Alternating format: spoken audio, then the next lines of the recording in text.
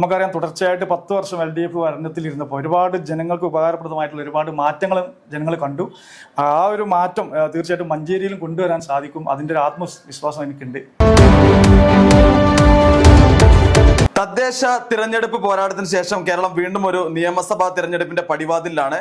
ഇന്നലെ 140 നിയോജക മണ്ഡലത്തിലെയും LDFന്റെ സ്ഥാനാർത്ഥികളെ ഔദ്യോഗികമായി പ്രഖ്യാപിച്ചതാണ്. മഞ്ചേരിയിൽ നിന്ന് ഇക്കുറി LDFന്റെ സ്ഥാനാർത്ഥിയായി ജനവിധി തേടുന്നത് മഞ്ചേരിക്കാരനായ നിരവധി സമര പോരാട്ടങ്ങൾക്ക് നേതൃത്വം നൽകിയ VM മുസ്തഫയാണ് ഇന്ന് ചാനൽ 10 പ്രേക്ഷകരോടൊപ്പം കൂടെയുള്ളത്. എന്തായാലും ഔദ്യോഗികമായ ഒരു പ്രഖ്യാപനം വന്നിരിക്കുകയാണ്. താങ്കളാണ് സ്ഥാനാർത്ഥി എന്ന നിലയ്ക്ക്. എങ്ങനെയാണ് ഇനിയുള്ള സമയങ്ങളിൽ ഈ ഒരു മണ്ഡലം LDF തിരിച്ചു പിടിക്കുമോ? തീർച്ചയായിട്ടും ഈ ഒരു മണ്ഡലം LDF തിരിച്ചു പിടിക്കുന്നുള്ള യാതൊരു സംശയമില്ല. നമുക്കറിയാം തുടർച്ചയായിട്ട് 10 വർഷം LDF ഭരണത്തിലിരുന്നപ്പോൾ ഒരുപാട് ജനങ്ങൾക്ക് ഉപകാരപ്രദമായിട്ടുള്ള ഒരുപാട് മാറ്റങ്ങൾ ജനങ്ങൾ കണ്ടു.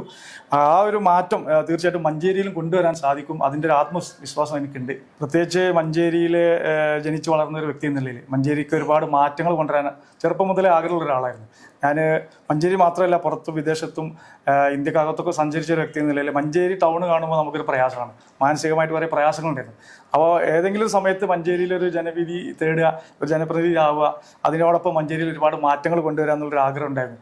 ദൈവത്തിൻ്റെ അനുഗ്രഹത്താൽ കഴിഞ്ഞ ദിവസം അത് പ്രഖ്യാപനം വന്നപ്പോൾ തന്നെ വളരെ സന്തോഷമായി. തീർച്ചയായിട്ടും ഒരുപാട് മാറ്റങ്ങൾ കൊണ്ടുവരാൻ സാധിക്കും എന്നുള്ളൊരു ആത്മവിശ്വാസം കൂടിയുണ്ട്. നിലവിൽ MLA പറയുന്നത് 634 കോടി രൂപയുടെ വികസനം ഈ ഒരു മണ്ഡലത്തിൽ ഉണ്ട് എന്നാണ്. ഒരു പൊതുപ്രവർത്തകൻ എന്ന നിലയിൽ താങ്കൾക്ക് ആ ഒരു വികസനം നേരിട്ട് കാണാൻ സാധിക്കുന്നുണ്ടോ? ആ ഒരു വികസനം നേരിട്ട് കാണാൻ എനിക്ക് മാത്രമല്ല, ഞാൻ സോഷ്യൽ മീഡിയ എടുത്തു നോക്കിയാൽ അറിയാം, നമുക്ക് അവരുടെ പാർട്ടിക്കാരനെ വിമർശനങ്ങളുമായിട്ട് വരുന്നുണ്ട്. നമുക്കറിയാം ഈ 10 വർഷം ഭരിച്ചത് LDF ആണ്. അപ്പോൾ കഴിഞ്ഞ 5 വർഷത്തോളമായിട്ട് MLA ആയിരുന്നു ഈ മണ്ഡലത്തിൻ്റെത്. അപ്പോൾ അദ്ദേഹത്തിന് 634 കോടി കൊടുത്തു എന്നുള്ളത് തന്നെ വലിയൊരു കാര്യമാണ് LDF സർക്കാർ. അപ്പോൾ അത് വെച്ച് നോക്കുമ്പോൾ ആ ഒരു ഫണ്ട് എത്രത്തോളം ഇവിടെ വിനിയോഗിച്ചു എന്നുള്ളത് നമുക്ക് യാതൊരു ഒന്ന് നോക്കി കാണുന്നില്ല. ജനങ്ങളുടെ ഇടയിൽ അതിൻ്റെ നല്ല രീതിയിൽ അമർശമുണ്ട്. തീർച്ചയായിട്ടും അദ്ദേഹത്തെ പോലെയുള്ള ആളുകൾ വീണ്ടും ഇവിടെ മത്സരിക്കുകയാണെങ്കിൽ വീണ്ടും മഞ്ചേരി തകർച്ചയിലേക്ക് പോയിക്കൊണ്ടിരിക്കും. അപ്പോൾ പുതിയ യുവാക്കൾക്ക് LDF സർക്കാരിനെ പോലെയുള്ള LDF പ്രസ്ഥാനത്തെ പോലുള്ള ആളുകൾ പുതിയ യുവാക്കൾക്ക് അവസരം കൊടുക്കുമ്പോൾ അതിൻ്റെതായിട്ടുള്ള മാറ്റങ്ങൾ കൊണ്ടുവരാൻ ഞങ്ങൾക്ക് സാധിക്കും. ഈ ഒരു തെരഞ്ഞെടുപ്പിൽ മഞ്ചേരിയിൽ നിന്ന് വിജയിച്ച് വരികയാണെങ്കിൽ എങ്ങനെയായിരിക്കും നാട്ടുകാർക്ക് വേണ്ടി ഇടപെടുക? തീർച്ചയായിട്ടും അത് നിങ്ങൾ ചോദിച്ച വലിയൊരു ചോദ്യം തന്നെയാണ്. ഇവിടെ ഉള്ള ഈ മഞ്ചേരി മണ്ഡലത്തിലുള്ള യുവാക്കൾക്ക്, വളർന്നു വരുന്ന ന്യൂജൻ യുവാക്കൾക്ക് വേണ്ടിയിട്ട് ഒരുപാട് കാര്യങ്ങൾ ചെയ്തു തീർക്കാണ്ട്. തൊഴിലവസരങ്ങൾ, പ്രത്യേകിച്ച് ഗതാഗത സൗകര്യങ്ങൾ വളരെ കുറവാണ് മഞ്ചേരിയെ സംബന്ധിച്ചിടത്തോളം. അതുപോലെ തന്നെ മെഡിക്കൽ കോളേജിൻ്റെ കാര്യത്തിലാണെങ്കിലും നമുക്കറിയാം കേരളത്തിലെ ഏറ്റവും വലിയ മുനിസിപ്പാലിറ്റി, ജനസംഖ്യയുള്ള മുനിസിപ്പാലിറ്റിയാണ് മഞ്ചേരി. ഇത്രയും വർഷങ്ങളായിട്ട് ഒരുപാട് ഭരണകർത്താക്കൾ മാറി വന്നിട്ട് പോലും ഇവിടെ കൂടുതൽ UDF ആണ് ഇവിടെ കൈകാര്യം ചെയ്തത്. എന്നിട്ട് പോലും മഞ്ചേരിക്ക് ഒരു KSRTC ബസ് സ്റ്റാൻഡ് നമുക്ക് കൊണ്ടുവരാൻ സാധിച്ചിട്ടില്ല. അതുകൊണ്ട് തന്നെ പുറത്ത് അന്യ സംസ്ഥാനങ്ങളിൽ പഠിക്കുന്ന വിദ്യാർത്ഥികൾക്കൊക്കെ യാത്രാ സൗകര്യങ്ങളൊക്കെ വളരെ കുറവ് തന്നെയാണ്. അപ്പോൾ ആ ഒരു പ്രശ്നത്തിന് തീർച്ചയായിട്ടും പരിഹാരം കാണണം. പ്രത്യേകിച്ച് വളർന്നു വരുന്ന യുവാക്കൾക്ക്, വിദ്യാർത്ഥികൾക്കും, അതുപോലെ തൊഴിലവസരങ്ങൾ, കൃഷിക്കാർക്ക് കൃഷി സൗകര്യമായിട്ടുള്ള കാര്യങ്ങളെല്ലാം ചെയ്യാനും ഒരുപാട് ആശയപരമായിട്ടുള്ള ഒരുപാട് കാര്യങ്ങൾ ഞങ്ങൾ ഡിസ്കസ് ചെയ്യും. തീർച്ചയായിട്ടും ഈ ഒരു വിജയം ഈ ഒരു നാടിന് നല്ലൊരു സമ്മാനമായിട്ട് നൽകാൻ തന്നെയാണ് എൻ്റെ മനസ്സ് ആഗ്രഹിക്കുന്നത്. അത് ഉണ്ടാവണമെന്ന് ഒരിക്കൽ കൂടി പ്രാർത്ഥിക്കുകയാണ്. KSRTCയുമായി ബന്ധപ്പെട്ട കാര്യം സംസാരിച്ചതുകൊണ്ട് ചോദിക്കുകയാണ്. ഇതുമായി ബന്ധപ്പെട്ട് മുമ്പും പലതവണ ഇടപെട്ടിട്ടുണ്ട്, ഒരുപാട് കാര്യങ്ങൾ ചെയ്തിട്ടുണ്ട്. ഈ ഒരു ഇടപെടലുകൾക്ക് ഇനിയുള്ള കാലത്ത് തുടർച്ചയുണ്ടാവും? തീർച്ചയായിട്ടും ഞാൻ ഏകദേശം 10-25 വർഷത്തോളമായിട്ട് മഞ്ചേരിയുടെ നിരവധി പ്രശ്നങ്ങൾ നേരിട്ടും അല്ലാതെ ഇടപെട്ടൊരു വ്യക്തിയാണ്.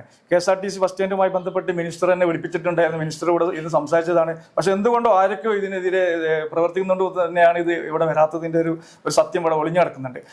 അതുപോലെ തന്നെ നമുക്കറിയാം ഈ മഞ്ചേരി എന്ന് പറഞ്ഞാൽ മഞ്ചേരി ചുറ്റിപ്പറ്റി കിടക്കുന്ന എടപ്പറ്റ, തൃക്കലങ്കോട് പഞ്ചായത്ത്, അതുപോലെ പാണ്ടിക്കാട്, കീയാറ്റൂർ പഞ്ചായത്ത്, ഇവരൊക്കെ ആശ്രയിക്കുന്നത് മഞ്ചേരി മെഡിക്കൽ കോളേജ് പോലുള്ള സ്ഥാപനങ്ങളാണ്. അപ്പോൾ അവർക്കൊക്കെ വന്നു പോകാനും രാത്രി സമയങ്ങളിൽ പ്രത്യേകിച്ച് സ്ത്രീകൾക്കും കുട്ടികൾക്കൊക്കെ തിരിച്ചു പോകാനൊക്കെ ഇതുപോലുള്ള ഗതാഗത സൗകര്യങ്ങൾ ഉണ്ടാവുകയാണെങ്കിൽ അത് വളരെ ഉപകാരപരമായിട്ടുള്ളൊരു കാര്യം തന്നെയായിരിക്കും. അതിനൊക്കെ അനുകൂലമായിട്ട് തന്നെയാണ് ഇന്ന് LDF സർക്കാർ മുന്നോട്ട് വന്നിട്ടുള്ളതും ഇത്തരത്തിലുള്ള കാര്യങ്ങൾ ചൂണ്ടിക്കാട്ടി തന്നെയാണ് പുതിയ തലമുറയ്ക്ക് ഇവിടെ ഒരു അവസരം നൽകിയിട്ടുള്ളതൊക്കെ. വർഷങ്ങളായി മഞ്ചേരിയുടെ പൊതുപ്രവർത്തന മേഖലയിൽ സജീവ സാന്നിധ്യമാണ് അദ്ദേഹം. വലിയ രീതിയിലുള്ള ആത്മവിശ്വാസമാണ് അദ്ദേഹം പ്രകടിപ്പിക്കുന്നത്. മഞ്ചേരിയുടെ വരും കാലങ്ങളിലെ ജനപ്രതിനിധി ആരാണെന്ന് തീരുമാനിക്കേണ്ടത് മഞ്ചേരിയിലെ ജനങ്ങളാണ്. മഞ്ചേരിയിലെ ജനങ്ങൾ കാര്യങ്ങൾ തീരുമാനിക്കട്ടെ എന്ന് ഈ ഒരു അവസരത്തിൽ നമുക്കും പറയാൻ സാധിക്കുന്നു. മഞ്ചേരിയിൽ നിന്നും ക്യാമറമാൻ ഷനു അരീക്കോടിനൊപ്പം Ajnas Koodaranji, channel 10 Manjeri.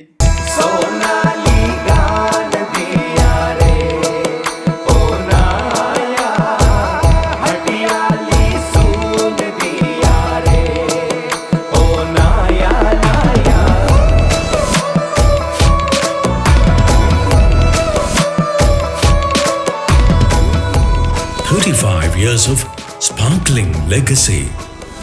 Popular golden diamonds Perinthalmanna.